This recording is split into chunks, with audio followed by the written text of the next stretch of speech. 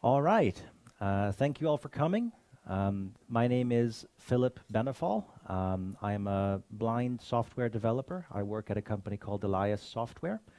And I don't really have a script or a watch, so I'm just going to keep going until you either fall asleep or I'm thrown out. Um, so, to give a little bit of background, um, I've been blind since birth. Was born 3 months prematurely, so I don't really have any memories of any kind of vision. So a lot of people ask me, like, what's it like to be blind? I was like, well, what's it like to see? You can't really answer that one. So um, I don't really have anything to compare with. Now, I can actually remember the first time that I saw a computer. Well, no pun intended. Um, it was at the age of 4, and it's funny, I still remember it very vividly because back then, Windows had, it was around. It was Windows 3.1 was the latest and greatest, I think. And there was, most of it was DOS. And there was this educational center for blind children where I was taken. And they had this thing where you had to feed a worm. It was a picture of a worm on the screen, I was told later. And this worm had little pieces of food that you had to give to it. And this was entirely visual. So what they had done, it was really clever, I thought. They had placed little pieces of something, I don't exactly know what it was, but glue, I think, on the mouse mat. So that when you move the mouse and you clicked, they've made it so that it matched with what was on the screen. So I could actually feed this worm little pieces of food. And I thought, like, oh, how do the little pieces of glue get transferred into the computer? I was trying to figure that out, but I never quite got it. And then when you clicked, it would, it'd make a little noise from the speaker, which I thought was pure magic. And then when you'd finished feeding it, it would burp, which I thought was the height of comedic genius. And I remember when I was told to go away from there, I was like, nope, never. I just sat there. I absolutely refused to go. Most other kids, they just go. But no, I was 4, and I was absolutely determined to stay there for the rest of my days feeding this worm. And I was actually, I was taken away kicking and screaming. And that's my first memory of computers. And it stuck with me because I still kick and scream when somebody tries to pull me away from the computer. Ask my girlfriend. It's So when I got a little bit older, when I started school, I mostly used Braille to, I learned to read Braille about the age of 6 or so. And I was never a very fast reader. I sort of got along with it, but I never liked it. And then I got something called the log text. It was a really fascinating device. I think it's a Danish invention, actually. They don't really have it in the States or Canada or North America, really. They have it mostly in Scandinavia. And it was this DOS computer, which had a Braille keyboard. I don't know if you've ever seen a Braille keyboard. It's basically 6 keys that you type, and it corresponds to the Braille alphabet. So you type the different letters, and the log text had this fascinating thing where at the bottom of it was a Braille display. So when I typed something, I could actually read it as I typed. And that for me was magic because, it wasn't just like the paper that I was used to. I could actually type and I could erase things and I could type again, and it was amazing. And then at the top of it was a regular, normal screen where you could see what I was typing. Now, you could only see one line at a time, so it was rather limited. But I actually figured out, based on using that machine, that I could make animations, which might sound sort of, out there, given that I couldn't see them, but I actually started out making animations on that thing. I made stories and all sorts of, adventures and things like that, because what I figured out was if you hold down one of the keys on that machine, it would actually auto-scroll down through the lines, and you would see one line at a time, so it was like scrolling pictures, And you could use the Braille alphabet to make things that weren't meant to be Braille symbols. So like it would make, I remember one which was a backwards A umlaut, which created a face that's seen from the side. So I used that one, and I used a few others, and I had my little cast of characters that I made from Braille symbols that would move around, because when you held down that key, if I if I made it so that you first placed it, for example, on the third cell of the line, and then I had that same for the a few lines, it would stay the same when you held it down, and then I could make it walk by moving it gradually by putting it on different cells. And the highest speed, I actually remember this still, that this scrolling would go was. So I remember it was actually, if you held it down and you did it line by line, it would be that fast. So you would have the same content on many lines. And so basically, I started with sort of creative use of computers. I really didn't have any idea what I was doing, but that's what I was doing. And at the same time, roughly, I was about 8, 9 at this time, I got my first tape players. The municipality gives out tape players to all blind kids at that time because we used them for taking notes at school and things like that. And what I did was I started making up stories and recording them, but I sort of went a few steps above because I would have 3 tape players working in parallel. And to get background music, I would record from the classical radio station P2. Copyright? What copyright? And I would speak on top of the music, and then I would have a third tape player where I'd recorded myself talking, and then I would pitch it down so it would be a different voice, and then I would fill in the gaps. So basically I was talking to myself with a different voice with music on top and all that. It was quite fancy for an 8-year-old. I still have that recording, unfortunately. But it was sort of the start. Like from that time, I loved anything to do with sound and audio and making voices. And, I did all sorts of voices, much to the dismay of my family members. They're long suffering. So then I remember when I got my first actual computer, I was fascinated again because it spoke. That was magic again to me. Like I could type something and this voice would read it out to me. And it sort of sounds like this. It reads like that, 1, 2, 3, 1, 2, 3, and it keeps talking all the time, never really changing intonation. That's how it talks. And I have that to this day. And I realized that, I had this computer, which was a lot of fun. I had Microsoft Word 97, which was great, But all of my friends, they had Game Boy and, PlayStation or whatever they were playing. And I realized, I can't do this. So I was really angry. The Pokemon was coming out, Tamagotchis were coming out, and I was like, well, what about me? And, the thing I really wanted to play was Snake, that old Nokia game that I couldn't play it. So I tried to find out if there were games, when you couldn't see. I found one. And that was great. So I kind of had an idea like, okay, it can be done. But I got bored of that game. I beat it in a day, and then, so what do you do next? So I started to try to make my own games, and on that road, I was learning to code around the age of 11 or so. And I actually still remember the first game I made. It was a huge triumph. And it was basically, how many times can you press the space bar in 30 seconds? That's the challenge of the game. It was really engrossing. And I don't actually remember if it printed your score. I don't think it did, because I hadn't figured out how to do variables.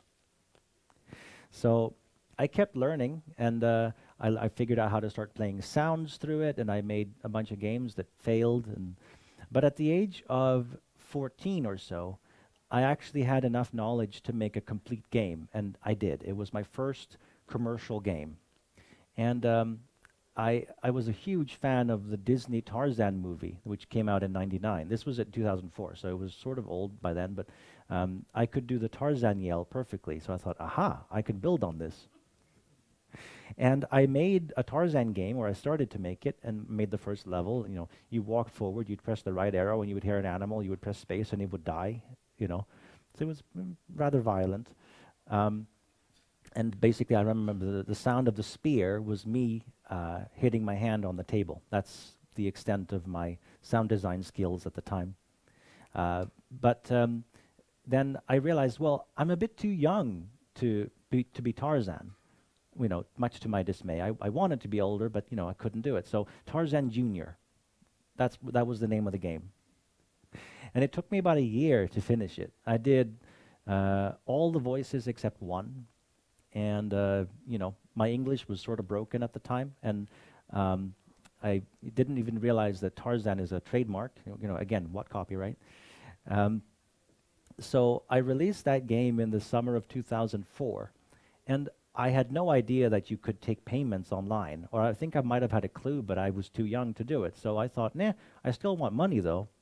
So I actually had people send me money in envelopes from all across the world. I got money from, any the close by, like Denmark and Germany, but also further away, U.S., Canada, Trinidad, I think India. It was the guy at the bank was very, very confused when I brought him rupees. But at that point, I sort of fancied myself a businessman. But my entire financial analysis was founded on the principle: how many chocolate balls can I buy in the school cafeteria? That's how I determined, how successful I was. And then I started high school, or rather what we call gymnasium, of course. And I sort of put the games on hold for a little bit because, I didn't have time. And I studied music. And I've always loved music. It's been one of my passions since I was very, very young. My grandmother is a singing teacher, classical singing and piano and so on. So she taught me to sing from an early age, and it was something I've always loved. So I studied that, and I remember during my final year of high school, we had a project that we were supposed to do. And that project happened to coincide with a request that I got from the National Institute for the Blind here in Sweden, Synskadades Riksförbund. And they wanted a game made. And I said, sure. And then we had this project at school where we were supposed to do something, to do with music, I think it was. So I did that, and I put music in the game, and that satisfied that requirement. And so what ended up happening is I got paid by them to do my school project. It was sort of a triumph for me again. I liked it. I got paid well too for an 18-year-old. But to describe briefly how a game works when you can't see, it's one of those things like, how do you do that? Like, how do you play? And it's really quite straightforward, because everything that you would normally represent with graphics and visuals, you do with sound and sound imagery, music, dialogue, sound effects, things like that. So, instead of seeing Darth Vader walking towards you, you would hear the breathing, you'd hear footsteps, and you would use headphones so that you could actually localize the sound in space. So when something is closer to you, it's going to be closer to the center, like, first person mode. And that's basically the foundation of it, is you have to represent anything that you would see with a sound effect, and that can sometimes become hard. Like if you have a chasm or a pit, how do you represent that with a sound? It doesn't really make any sound except for the person who falls down it. So I would have to invent sounds to try to illustrate these things. So for that example, I used a wind noise, because you think that the wind would be blowing down the chasm, that kind of thing. So it's like, that type of sound. And you continue in that fashion, like with a door. Even though the door is stationary, you'd have it creak, continuously, like open, close, so that you can localize. You make sound beacons, essentially. So I made that game, and then I translated it to English, and I had retained the rights to the game to distribute it myself as well. So I sold it again, because I had those provisions in the contract to do that. So that actually became my first commercial product as an adult, which, now I could accept online payments, which was great. No more envelopes. And around the same time, I met my future colleague. His name is Christopher. I think he's arrived by now. Yeah. Hello. So he was my teacher in a few subjects: music anthropology, music production, like producing music on the computer, music theory and composition, and a few others. And I remember specifically one lesson that we had where we were doing I don't actually remember the name in English. Modes. Yes, modes. Thank you. Oh, you have a microphone. Good. Yeah. Yeah. And he sort of showed how you can take a normal, boring song in C major and turn it into Middle Eastern music or folk music, or you just change a few notes. And I was like, okay, I need to work with this guy at some point. I decided that at that time. It's like, but I didn't know how to do it. And we sort of kept in touch a little bit, you know, after I graduated for the next few years. And he wrote music for a game that I made, which was a submarine game where you're underwater. Is it out yet? No.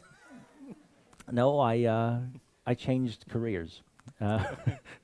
So actually, I realized as I was making these games that, you know, there's really not much of a market, which was sad. But I think the final nail in the coffin was when I realized that the better that the global healthcare in the world gets, the fewer customers I have, because fewer people will be blind, which was a very depressing realization.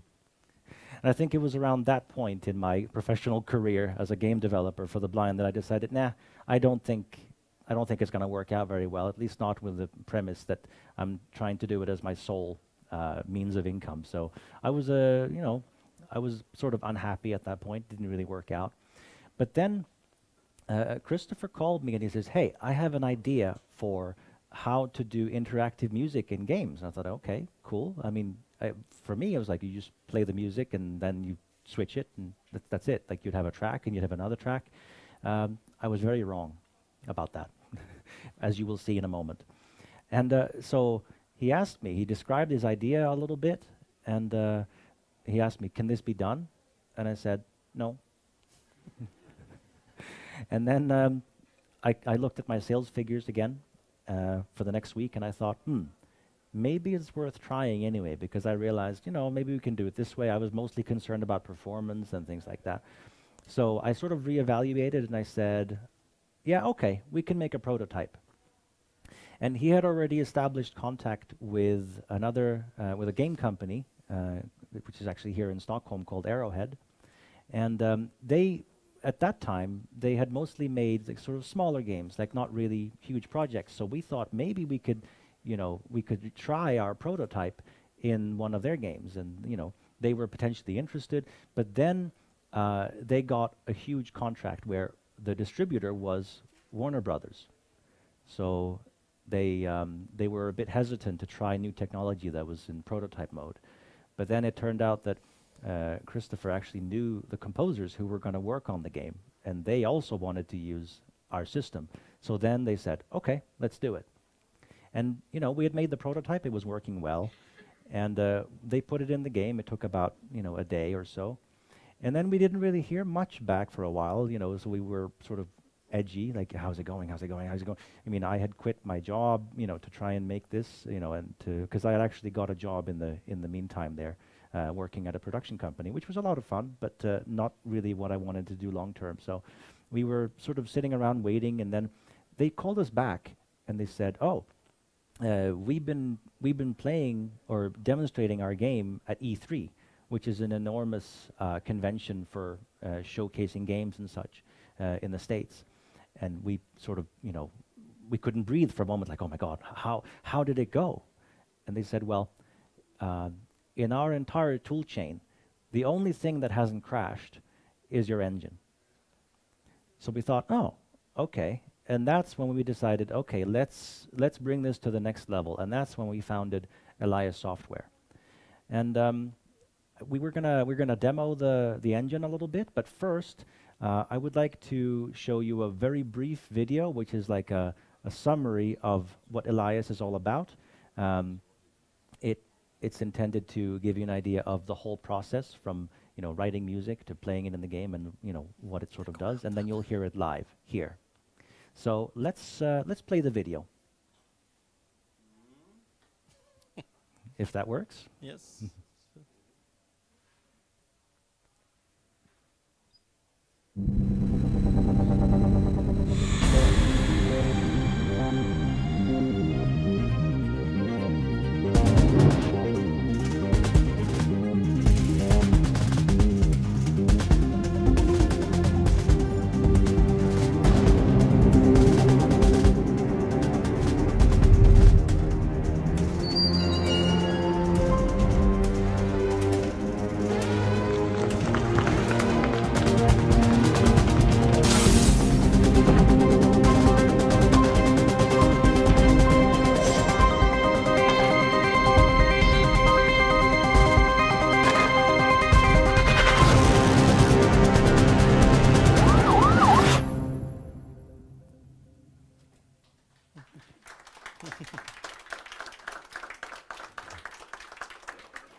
Thank you very much.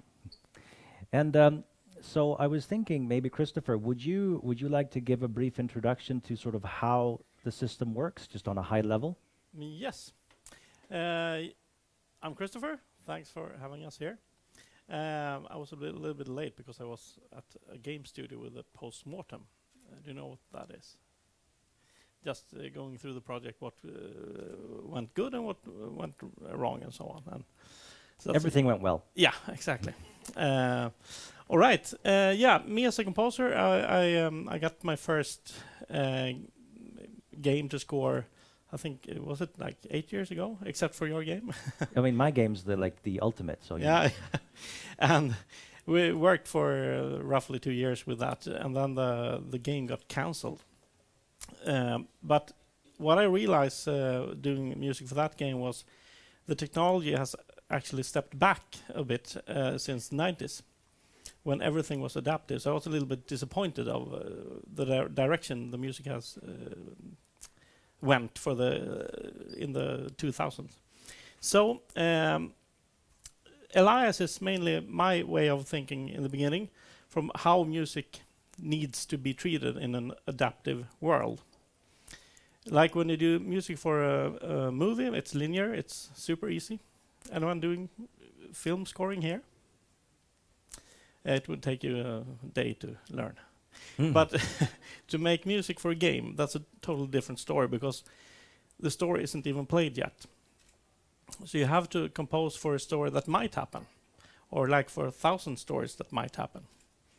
And to make it still sound linear, there's two ways of doing this. Either you just have music that you crossfade, and that will work if you want to sound like Swedish House Mafia or something like that. That kind of music style works for that. But if you want another type of music and want it to sound linear, you have to treat every separate. In this case, what we see here, we have the choirs is one track, the strings is one, and so on. And they all have their different rules. So if we just look at the choirs, for instance, it says here, even if I tell this track to change, it's only allowed to change every second bar. So it will wait until it's allowed to change. And we have something we call the smart transitions. And that means the track also listens ahead and see where will it be best to change. So even if I say change on bar 5, beat 1, Elias will realize, well, just before that there's silence, so I will change there instead. So it has a little bit of AI inside. And yeah, there's a lot of different rules you set here. And every track has their own rules. So if we compare it to the string tracks, that's a really slow track. You can only change every 4th bar. And what we see here, I'm not too... How much into music are you here? Are you familiar with something called MIDI? No?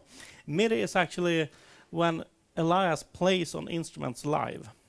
That's a thing all game music did in the 90s. That means you have to bring the instruments into the game. This is both audio here and MIDI there, but you won't hear a difference, I think. But let's just play. Do you want to narrate a story for this? Absolutely, yeah. So, I mean, to add a little bit of additional explanation, to sort of, you can imagine that Elias is a conductor, right? The conductor receives instructions from the player, essentially, indirectly, and then the conductor says to the different parts of the orchestra, okay, you do this, and it does this in an intelligent fashion. That's sort of what you're seeing on the screen with the different tracks, is that's the composer's way of telling the conductor what they're allowed to do, if that makes any sense. So let's try this scenario. This is sort of a grand movie score style demo. Sorry, Chris, it's not linear. I know. And the main thing about this one is that it'll sound different every time you start it, because it has different variations when you begin. It's like if you die very often, then like Chris does. Yeah, see? This is a different start. Yeah. We can take one more. Yeah, one more. Yeah, so if you die all the time, it never really sounds the same, which is a very important aspect of this. So now to imagine that we're in a game, let's picture the game scenario as we're trying to get over this huge ravine on a rickety bridge. There's no troll underneath it though. And we're at the other side of this bridge, across the ravine, is this sacred temple that you're trying to enter, where there's an epic battle that's going to take place. So right now you're sort of preparing to get onto the bridge, and you know, you're just standing there getting ready. Now let's imagine that we start walking out on the bridge, and let's go to level 4. Sorry, I did level 3. But Oh no, unacceptable. I'll go to level 4 now.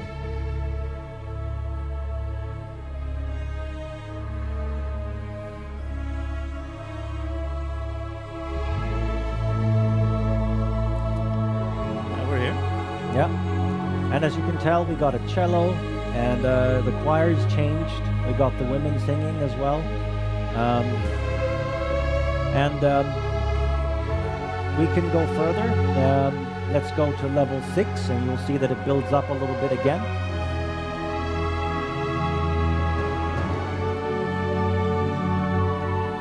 And now we have something called Tonal Stingers, which is actually something that's also been missing in game music since we abandoned MIDI, the MIDI concept in the 90s, and that is that you often have a character or maybe an object or something in a movie that has its own theme.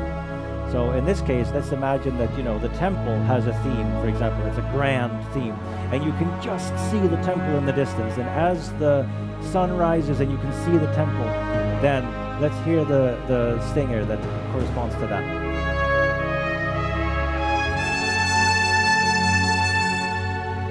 So that's the trumpet representing the temple. Now, of course, it might be that you're gonna go for a coffee break while you're crossing this bridge. Why you would ever want to do that? But you know, if you did, then what if the stinger had to play at a different point in time? So let's try to play it again.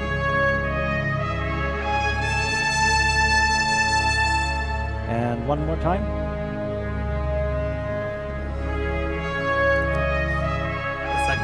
Same one, yeah. Let's try here. Try again. We'll change support to the underlying music. Yeah. So now let's imagine that we get across to the temple and we open the door. Let's go with the too high stinger, so that we're going to do a build-up to an epic finale. Okay, right. I want to go all the way up. All right.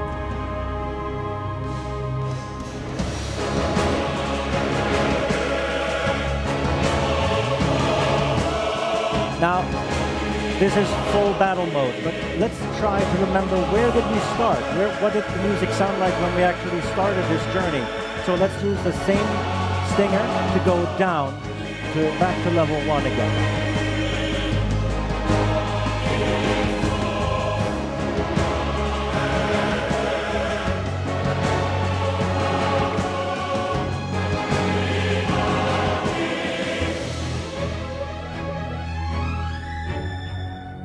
So, as you can see, the music will follow what I say, so I can decide anything that will happen, and this is what happens automatically in a game when you play. Now, let's imagine that we go inside the temple and we want to have the proper battle. You can actually change to a different style of music, a completely different theme. So we do that by building up from this theme to the new one. So let's go to the battle theme with the appropriate tonal stinger.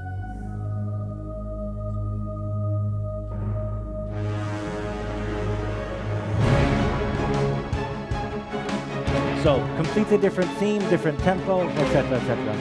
Now, depending on how you do in the game, it might be different. So, if you're doing well, you know, it'll sound a certain way, and if you're doing badly, it'll sound another way. So, maybe you can just move around a little bit in the battle to show how it can differ.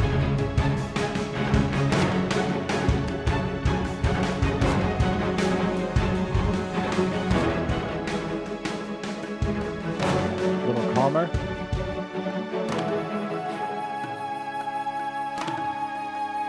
Maybe we had another coffee break. Now, let's imagine that it's Christopher playing, and so we get game over. Okay, game over.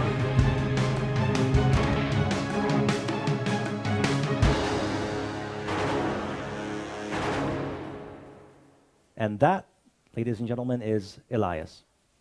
Yeah.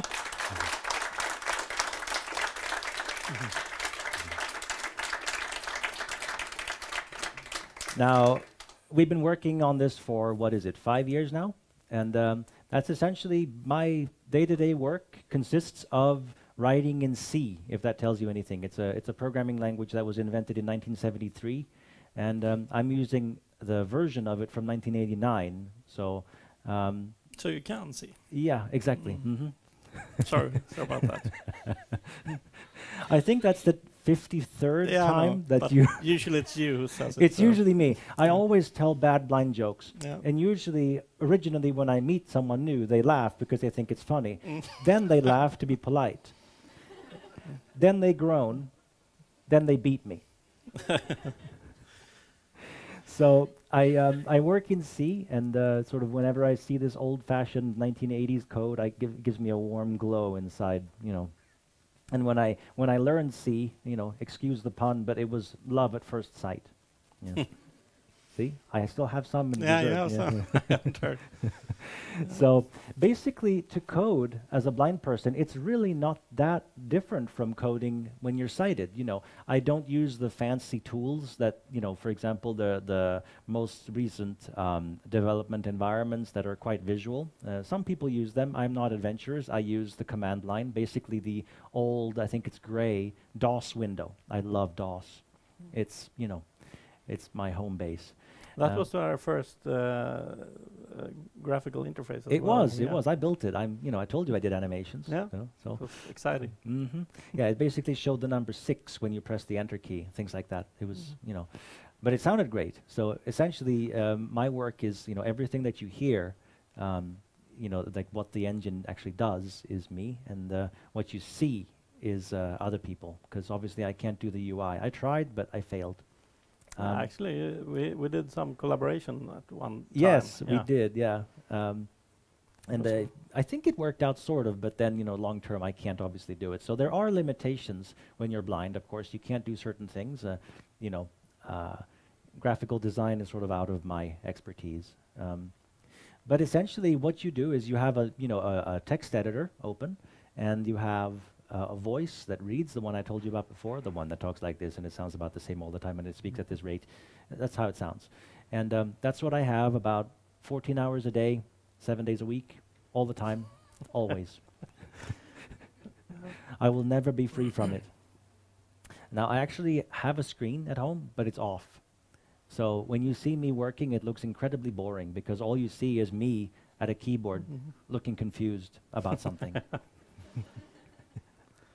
So I think this is a good point to conclude my my little speech here, and I would like to say thank you so much for coming, and I will be happy to take questions. Thank you.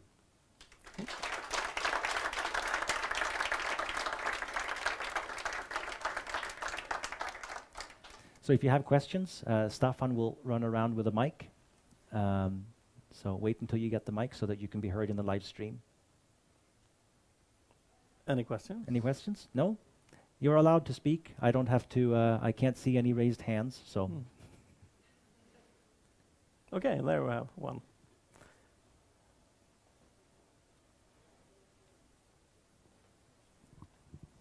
What kind of engines, what kind of games does the engine, in what games does the engine already is used? Oh, the first one was, let me see, Chris, you're better at this. I'm not usually in customer relations. Our first game with Arrowhead was Gauntlet. It was a really fun game. And we're in production in around 30 games, I think. The ones that are out is A Way Out. I don't want to play that one. Really fun game. You have to be 2 persons to play it. Mutant Year Zero also just came out. And then soon Rage 2. Is that something I could say? I'm not sure. I'm not sure. This industry is ridiculous. Everything is secret. Not anymore. All right. Yeah. Yeah. I just realized it was live stream. I don't actually I meant know. to say Rampage or something. Yeah. But yeah, there's a couple of out there and Yeah. a lot of in production. We have to realize that the first game we ever signed was signed 5 years ago, and it's not even out yet. Yeah, huge production times. Yeah. So, any more questions? Yeah.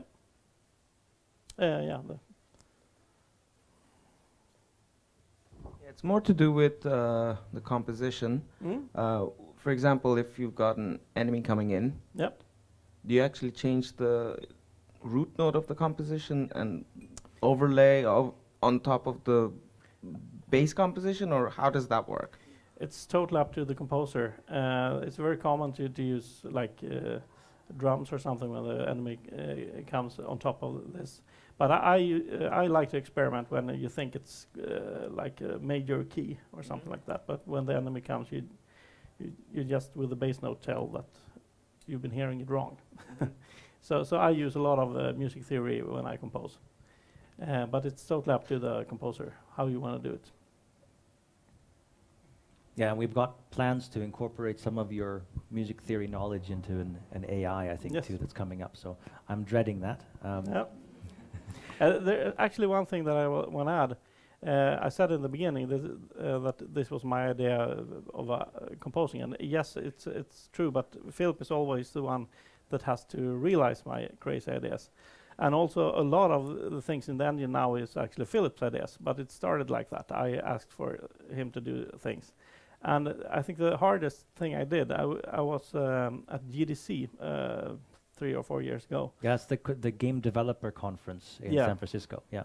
And everyone was talking about where did MIDI go and who's going to bring back MIDI. And I just went around and said, well, I am. Next year I'm going to show you MIDI. Thanks. And and then I came home to Sweden and say, Phillip, you have to do a MIDI system.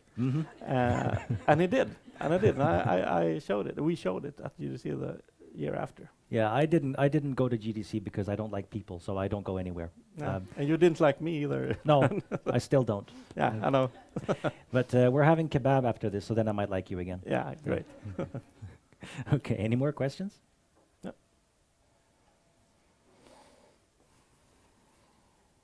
This software that you've been demonstrating here, who are the customers to that? And will it be used in soundscaping? Like, for instance, in shopping malls, you can adapt sounds when people are arriving and leaving?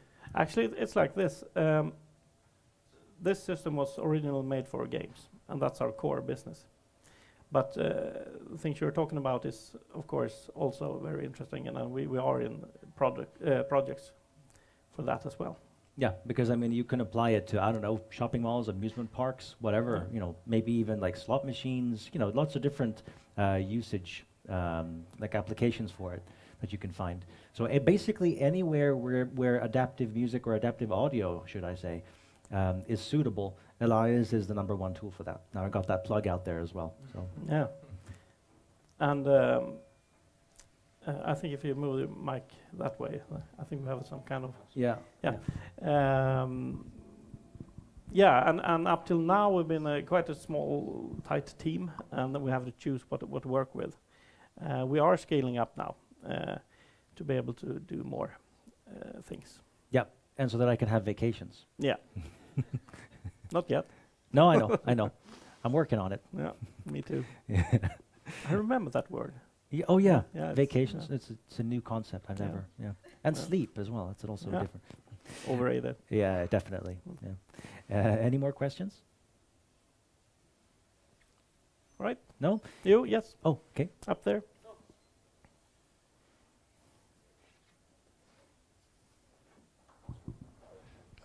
Where does the name Elias come from? Ah. Should I answer? Yeah, let's do that. You go ahead. Actually, has anyone here got kids? No, Yes. thankfully. Yes.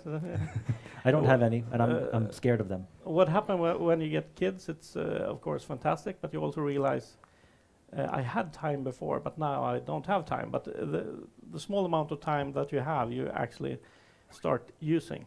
And that happened for me. So Elias is the name of my kid. But I wanted it to also stand for something different. Of course, my kid was he was the reason that I started to work hard on this.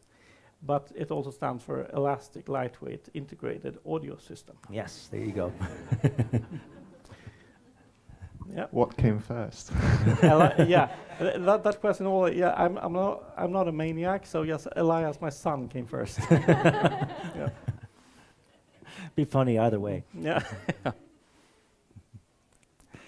Okay, any more questions? No?